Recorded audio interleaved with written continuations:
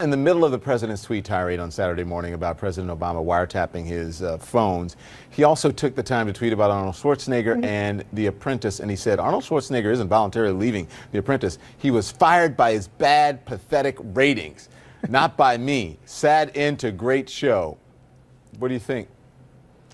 I think that Donald Trump's in love with Arnold Schwarzenegger. That's what Arnold Schwarzenegger thinks, and I agree. Went ahead. Okay, so he spoke with Schwarzenegger spoke with Michael Smerconish radio show. Here's what he said. Oh, she gave it away. Final question, unrelated subject, but I'd be derelict if I didn't ask. Why do you think the president is fixated on you?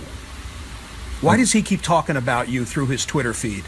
I think he's in love with me. Is that what it is? Yeah, I think so. You've had a long relationship with him. Oh, yes. That's all you're saying on that. Thank you, Governor. Absolutely. Well, he also talks a lot about as they say on Don. Seinfeld, not that there's anything wrong with that, but go on. Arnold Schwarzenegger's the only guy who has a better chest than Vladimir Putin. He talks a lot about you, Don, so maybe he's in love with you as well. I've always thought that. I think that he really likes me. That's why he talks about me so much. So. I think the president is in love with success, and he said that the show wasn't going to be successful, and he turned out to be correct, and so he likes to talk about things that he's in love with. So he's in love with Schwarzenegger. He's in love with The Apprentice being successful. Anyone's standard is a huge success. He was a governor. He's, so anyway, go on. Right, we've now become lulled into this completely parallel universe of Donald Trump, in which we all of a sudden, this is just kind of normal. It's worth remembering, George W. Bush, when he ran for president in 2000, said he was running to restore the dignity and honor of the office after Bill Clinton, right? There was a time when Republicans actually cared about that. Now we have a president of the United States who just randomly insults B-rate movie actors, and we think, it's kind of cute, right? This is crazy. It's just totally crazy. We just gotten used to it. October 28, 2016, just 11 days before the presidential election, FBI Director James Comey reveals that he is re-examining Hillary Clinton's emails. Months earlier, Comey had decided not to recommend criminal charges. But the move to take another look so close to Election Day was in response to thousands of emails found on disgraced former Congressman Anthony Weiner's server in a separate investigation. Comey wrote to Congress, the FBI has learned of the existence of emails that appear to be pertinent to the investigation. I'm confident, whatever they are, will not change the conclusion reached in July. Therefore, it's imperative that the Bureau explain this issue in question, whatever it is, without any delay. Director Comey dropped this bombshell despite the Justice Department and FBI's long-standing practice of not commenting publicly on politically sensitive investigations within 60 days of an election. Comey later explained in a letter to FBI employees why he felt the need to share. I feel an obligation to do so given that I testified repeatedly in recent months that our investigation was completed.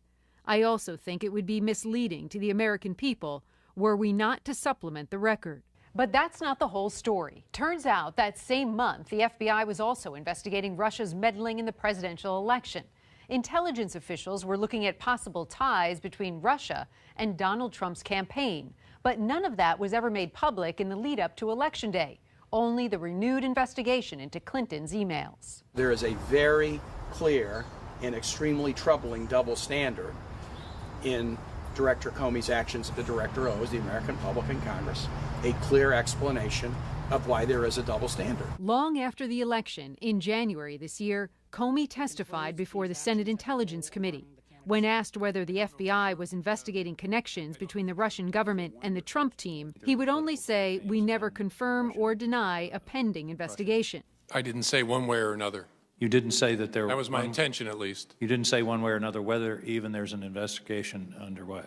Correct. Comey emphasized that the investigation into Clinton's emails had been closed already and was no longer pending or open when he spoke about it days before voters went to the polls. And now, with Donald Trump's latest suggestion that President Obama had his Trump Tower phones wiretapped during the campaign, the FBI director is back in the headlines.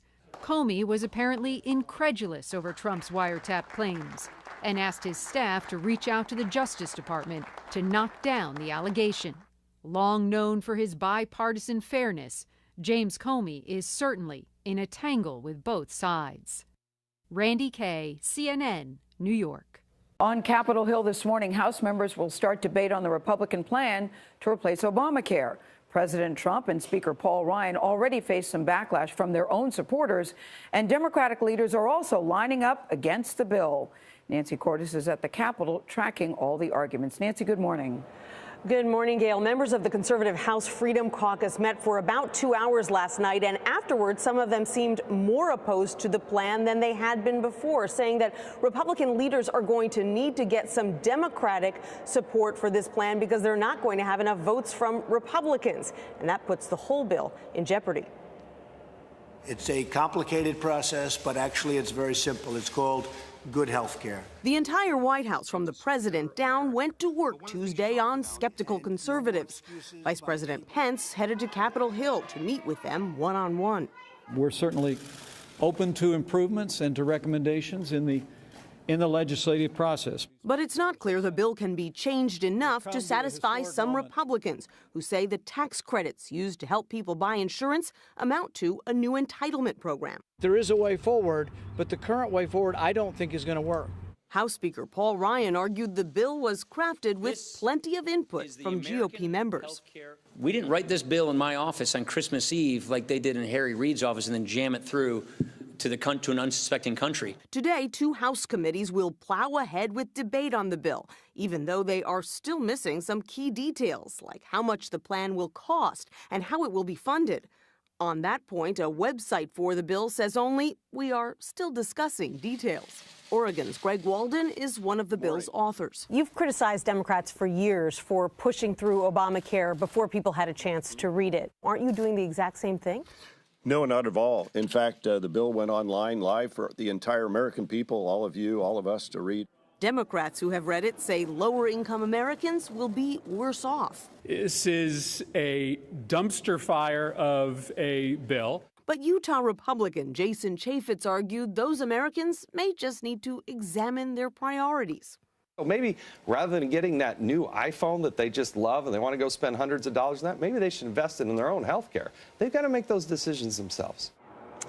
But we're talking about a lot of iPhones here. According to an independent analysis, some low-income older Americans stand to lose thousands of dollars a year under this plan compared to what they're getting now under Obamacare. Even, Anthony, as wealthier Americans stand to get a series of tax breaks. Nancy, thanks. In the middle of the president's tweet tirade on Saturday morning about President Obama wiretapping his phones, he also took the time to tweet about Arnold Schwarzenegger and The Apprentice, and he said Arnold Schwarzenegger isn't voluntarily leaving The Apprentice. He was fired by his bad, pathetic ratings, not by me. Sad end to great show. What do you think? I think that Donald Trump's in love with Arnold Schwarzenegger. That's what Arnold Schwarzenegger thinks, and I agree. Went ahead. Okay, so he spoke with Schwarzenegger spoke with Michael Smerconish radio show. Here's what he said. Oh, she gave it away. Final question, unrelated subject, but I'd be derelict if I didn't ask. Why do you think the president is fixated on you? Why does he keep talking about you through his Twitter feed? I think he's in love with me. Is that what it is? Yeah, I think so. You've had a long relationship with him. Oh, yes. That's all you're saying on that. Thank you, Governor. Absolutely. Well, he also talks a lot about as they say Don. on Seinfeld, not that there's anything wrong with that, but go on. He talks Arnold a lot about, Schwarzenegger is the only guy who has a better chest than Vladimir Putin. he talks a lot about you, Don, so maybe he's in love with you as well. I've always thought that. I think that he really likes me. That's why he talks about me so much. So. I think the president is in love with success, and he said that the show wasn't going to be successful, and he turned out to be correct, and so he likes to talk about things that he's in love with. So he's in love with Schwarzenegger. Okay, Schwarzenegger, by anyone's successful. Anyone's standard is a huge success. He was a governor. He's, so anyway, go on. Right, we've now become lulled into this completely parallel universe of Donald Trump, in which we all of a sudden this is just kind of normal. It's worth remembering, George W. Bush, when he ran for president in 2000, said he was running to restore the dignity and honor of the office after Bill Clinton. Right, there was a time when Republicans actually cared about that. Now we have a president of the United States who just randomly insults B-rate movie actors, and we think, it's kind of cute, right? This is crazy. It's just totally crazy. We've just gotten used to it.